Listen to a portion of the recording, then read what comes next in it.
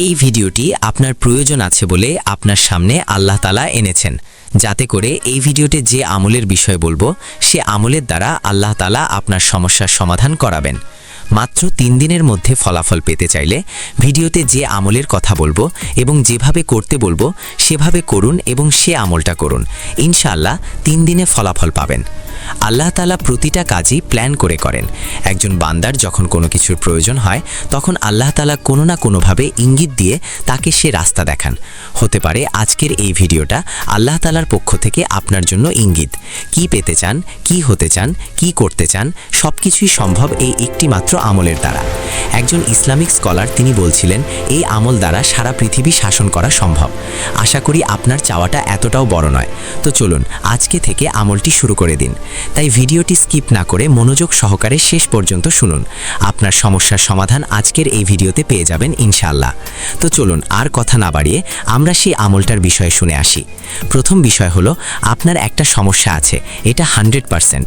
সমস্যাটা আমি জানি না, এটা নিশ্চিত। হয়তোবা আপনার ফ্রেন্ড সার্কেল বা আপনার আপনজনদের মধ্যেও কেউ জানে না, কিন্তু একজন জানেন, আর তিনি হচ্ছেন আল্লাহ সুবহানাহু ওয়া তাআলা। তাকে হয়তোবা আপনি বলেছেন অথবা বলেননি। আপনি তাকে বললেও তিনি জানেন আর না বললেও তিনি জানেন, কারণ তিনি হচ্ছেন আলিমুল গায়েব। তিনি অন্তরের খবর জানেন। আমরা যখন কোনো সমস্যায় পড়ি আল্লাহকে জানানোর আগেই আল্লাহ তাআলা আমাদের সেই সমস্যার বিষয়ে জানেন, যার কারণেই আল্লাহ তাআলা আমাদেরকে বিভিন্নভাবে ইশারা ইঙ্গিত দিয়ে পথ দেখান, রাস্তা দেখান। সেই সমস্যাটা কিভাবে সমাধান হবেন সেটা তিনি দেখিয়ে থাকেন। সে যত ভালো মানুষই হোক না কেন, যত খারাপ মানুষই হোক না কেন, কারণ এটা হচ্ছে আল্লাহ তাআলার কুদরতি নিজাম। আল্লাহ তাআলার কুদরত তাকে রাস্তা দেখাতে থাকে। যদি সেই ব্যক্তি বুদ্ধিমান হয় তাহলে সে সেই রাস্তাটা দেখে তার সমাধানটা করে নেয়। আর যদি সে খুব বেশি অস্থির হয়, খুব বেশি একে অপরকে দোষারোপ করে এবং সেই রাস্তাটা দেখেও না দেখার ভান করে আর শেষ পর্যন্ত তার সমস্যার সমাধান হয় না, তখন সে এই আমল একবার করে, সেই আমল একবার করে, কি করবে আর ঠিক পায় না। আর আপনাদেরকে আমি সবসময় বলি যে আল্লাহর প্রতি সবসময় সুধারণা রাখবেন। আল্লাহ তাআলা আপনাকে অবশ্যই কোনো না কোনোভাবে সেখান থেকে উদ্ধার করবেন বা সে বিষয়ে সাহায্য করবেন। তো আখেরি ভিডিওটা ঠিক সেই ধরনেরই যে বিষয়টা আমি আপনাদেরকে আগেও বলেছি। প্রথমে এই কথাগুলো বললাম কারণ যে বিষয়টা বলবো বা যে হাদিসটা বলবো বা যে আমলের বিষয় বলবো সেটা আপনারা এই কথাগুলো না বুঝলে বুঝতে পারবেন না। সেই আমলটা এতটাই পাওয়ারফুল আমল, এই আমলের দ্বারা পৃথিবীর যে কোনো কাজ করা সম্ভব। যে কোনো কাজই সম্ভব। আর আপনি যদি তাদের মধ্যে একজন হয়ে থাকেন যে এমন একটা অসম্ভব কাজ সম্ভব করতে চাইছেন যেটা একদমই অসম্ভব, তাহলে এই ভিডিওটা একদমই আপনার জন্যে। চলুন প্রথমে আমরা হাদিসটি শুনে আসি। হাদিসটি হলো তিরমিজি শরীফের 3601 নম্বর হাদিস। এই হাদিসটি আবু হুরায়রা রাদিয়াল্লাহু তাআলা আনহু থেকে বর্ণিত। তিনি বলেন, রাসূলুল্লাহ সাল্লাল্লাহু আলাইহি ওয়াসাল্লাম আমাকে বলেছেন, তুমি বেশি বেশি লা হাওলা ওয়ালা কুওয়াতা ইল্লা বিল্লাহ এটা বলবে, কারণ এটা হচ্ছে জান্নাতের গুপ্তধন। সুবহানাল্লাহ। এই আমলটা কে করতে বলছেন? স্বয়ং রাসূলুল্লাহ সাল্লাল্লাহু আলাইহি ওয়াসাল্লাম। এটা আমি বলছি না, স্বয়ং রাসূল সাল্লাল্লাহু বলছেন। তিনি যেভাবে বলেছেন আমি আপনাদেরকে সেভাবেই বললাম। তাহলে আমলটা আমরা কার কাছ থেকে পেলাম? পৃথিবীর শ্রেষ্ঠ মানুষের কাছ থেকে আমরা আমলটা পেলাম। এবং কাকে করতে বলছেন? একজন শ্রেষ্ঠ সাহাবা যাকে সকলেই চেনে। এবং তিনি শুধুমাত্র সেই সাহাবাকেই বলেননি, বরং সেই সাহাবার মাধ্যমে সারা পৃথিবীর সকল মানুষের জন্য এই আমলটা বলেছেন। আপনার জন্য বলেছেন, আমার জন্য বলেছেন, সকলের জন্যই বলেছেন। এবার চলুন আমলটা কিভাবে করবেন সেটা একটু বলি আপনাদেরকে। তো বিষয় হলো এই আমলটা আপনি কিভাবে করবেন আর কখন করবেন আর কতবার করবেন।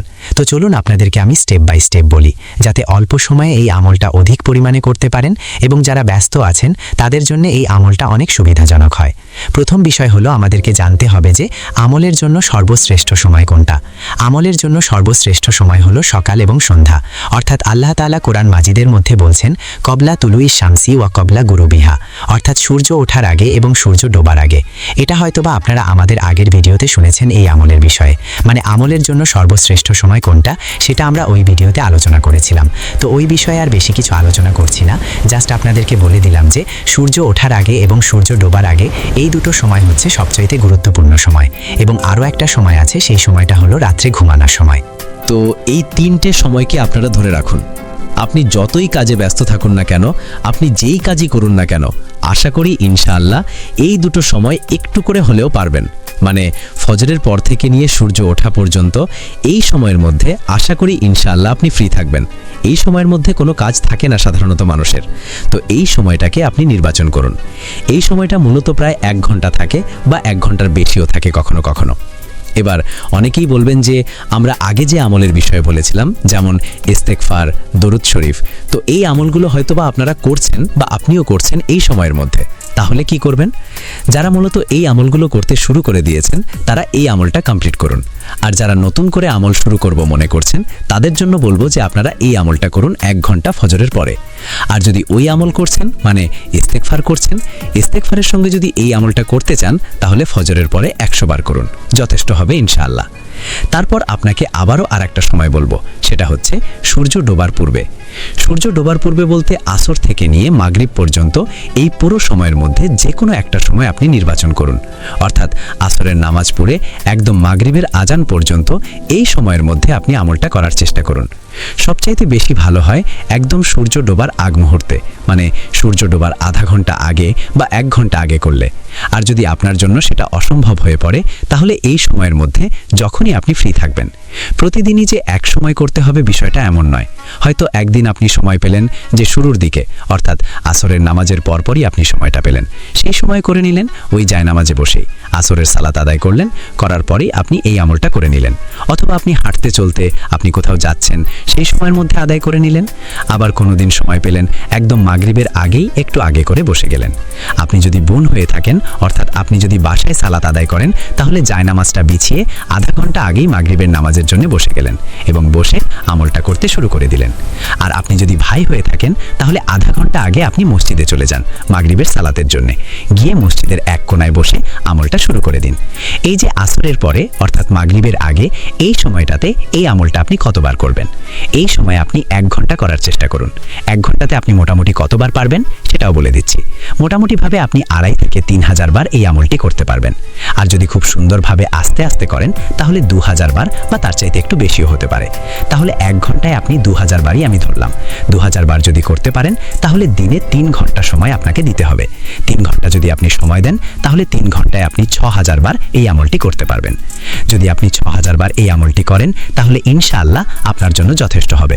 আবারও আমি আপনাদেরকে একটা কথা স্মরণ করিয়ে দিচ্ছি যে আপনারা এটা ভেবে নেবেন না যে 6,000 বারই করতে হবে, এর চাইতে কম করলে হবে না বা বেশি করলেও হবে না, বিষয়টা আমি আপনাদেরকে তেমনটা বলছি না।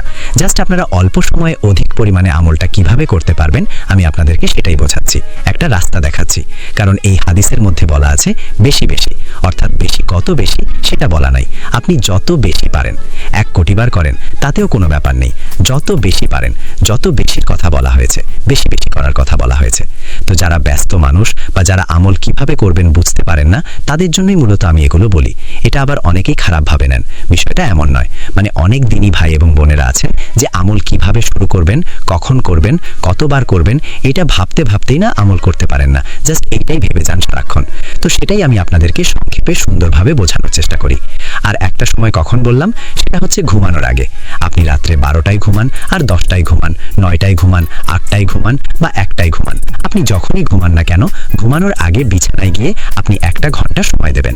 একদিন আপনি এই আমলটা করবেন, জাস্ট একদিন করার পরে আপনার মধ্যে কি কি পরিবর্তন আসছে সেটা আপনি সচক্ষে দেখতে পাবেন ইনশাআল্লাহ।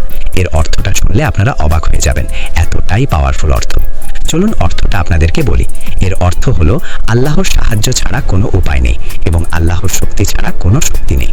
অর্থাৎ আপনি নিজেকে একদম পরিপূর্ণভাবে সারেন্ডার করলেন আল্লাহর সামনে। আর সত্যি নেই, আমাদের কি ক্ষমতা আছে বলুন তো? যখন আপনি পরিপূর্ণভাবে একিনের সহিত, বিশ্বাসের সহিত নিজেকে আল্লাহর সামনে সুপর্দ করে দেবেন, সারেন্ডার করে দেবেন, নিজের অপারগতা আল্লাহর সামনে স্বীকার করবেন, নিজের দুর্বলতা আল্লাহর সামনে স্বীকার করবেন, তখন অবশ্যই আল্লাহ তাআলা আপনাকে সাহায্য করবেন। এই দোয়া এতটাই পাওয়ারফুল দোয়া, এই দোয়ার দ্বারা সারা পৃথিবী শাসন করা সম্ভব। জীবনে যা কিছু চান সবকিছু এই দোয়ার মাধ্যমে, এই আমলের মাধ্যমে হাসিল করা সম্ভব। শুধুমাত্র ঈমান, ইয়াকিন, ভরসা এবং তাওয়াক্কুলের সাথে আপনাকে আমলটি করতে হবে। আর দেরি না করে আজকে থেকে আমলটি শুরু করে দিন। আর কবে থেকে আপনি শুরু করছেন সেটা অবশ্যই আমাদের ভিডিওর নিচে কমেন্ট করে জানাবেন, তারিখ উল্লেখ করে দেবেন এবং কবে তার ফলাফল পাচ্ছেন আবারও এসে ওই ভিডিওর নিচে আপনি উল্লেখ করবেন ইনশাআল্লাহ। তাহলে আপনার জন্য সুবিধা হবে এবং যে সমস্ত দিনী ভাই এবং বোনেরা আমল করতে চান, আমল করার জন্য উৎসাহ পাবেন।